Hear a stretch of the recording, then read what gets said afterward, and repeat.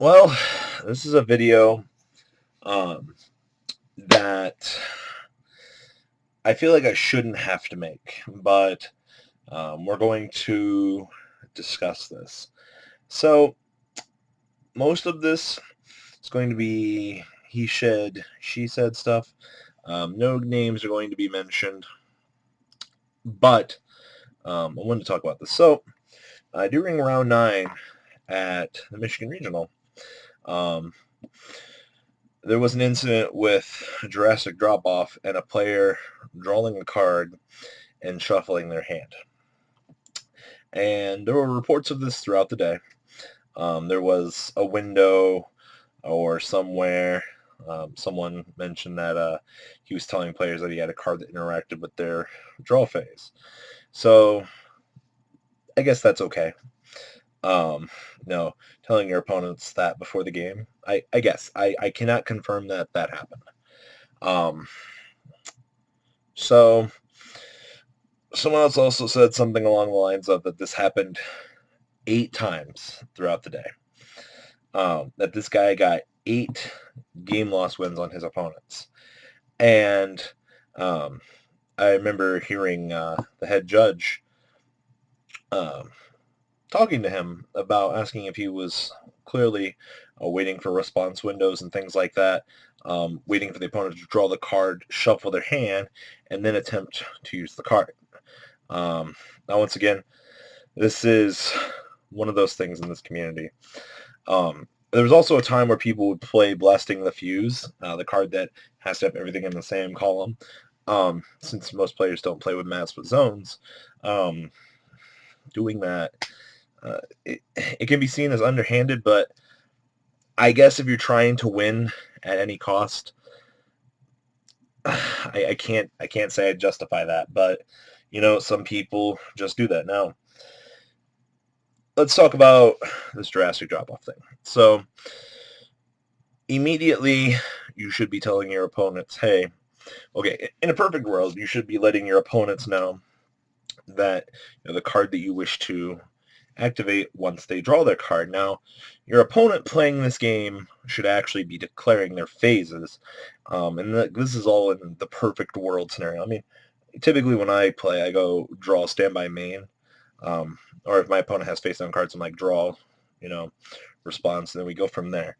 I try to eliminate the basic rule shark windows that your opponent can have. Now, if your opponent immediately draws a card and quickly doesn't give you a response window, shuffles their hand in a way that disrupts the game state, and you trying to take that quick W, I guess. I mean, you're playing in a 9-round tournament with fucking Drastic drop-off main.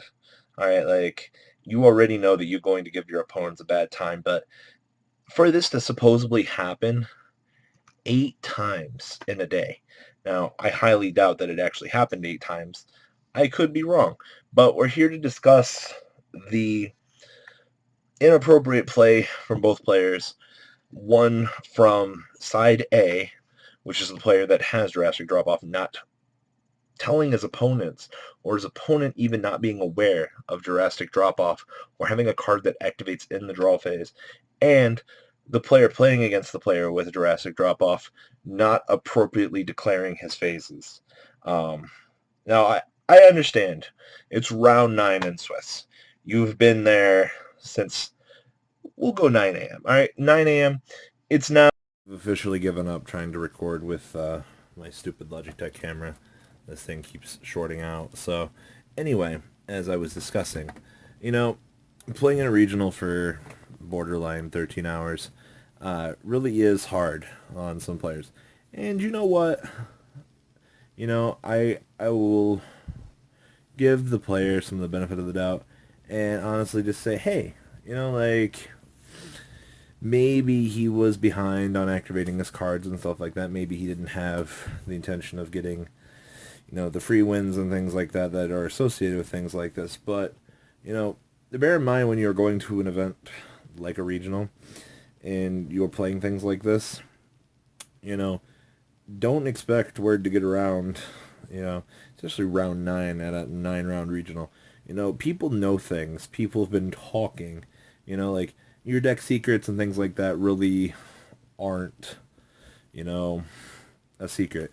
So, that's just something to take in mind. But, you know, if you're going to go to a regional and you're going to play something like a Drastic drop-off, you know, notify your opponents before, you know, make them aware that you have appropriate card activations, or just tell your opponent, hey, look, you know, please understand, or please declare your phases. You know, things like this can all be prevented. Only you can help prevent forest fires. But, you know, at the end of the day, communicate with your opponents, tell them these things. Don't be a scumlord of the earth and be like, hey, you know, I'm going to play the most ridiculous thing that I can play, especially like fucking blasting the fuse with the columns. You know, like, players move their fucking cards across their mats the way it's always fucking been. You know, people tend to not want to put their shit in the same fucking place. But if you're going to an event, outside of those people that enjoy playing Chain Burn, because we all know you always have that one guy at locals that fucking says he's going to take Chain Burn to an event just to get a free win, screw over a couple people. Yeah, you know which friend I'm talking about. You know, the one that's like, Chain Burn's still good, only drawing 5 cards turn 1. Yeah. You know who you are. You know, you can afford Pot of Desires, but you still choose to play Chain Burn. Y'all know you got that one guy at your locals. But anyway, no. Moral of the story, I think the situations could have been miscured. Things could have been very easily prevented, had proper communication been applied. However, at the end of the day, playing Yu-Gi-Oh! For 12 hours is draining. Don't let fucking people tell you that playing Yu-Gi-Oh! Isn't hard, because it is. Alright? I don't care who you are. You've never played a competitive event unless you're tired at the end of it. Alright? Yu-Gi-Oh! Is very, very stressful. Guy, I look like I have a lazy eye. Ooh. But yeah, so guys, comment down below. Tell me what you guys think about this whole Drastic drop-off thing.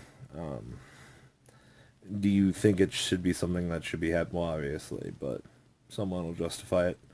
So, yeah, comment down below to me what you guys think, and we'll have the winner on that, those tins soon. I hope you guys enjoyed this video. Please thumbs up this video to show your support, and please check out Vanguard 40 for Cardfight Vanguard, kohl Games for miscellaneous trading card games, and No Limit Gaming for a brand new series of Yu-Gi-Oh videos. Thanks for watching.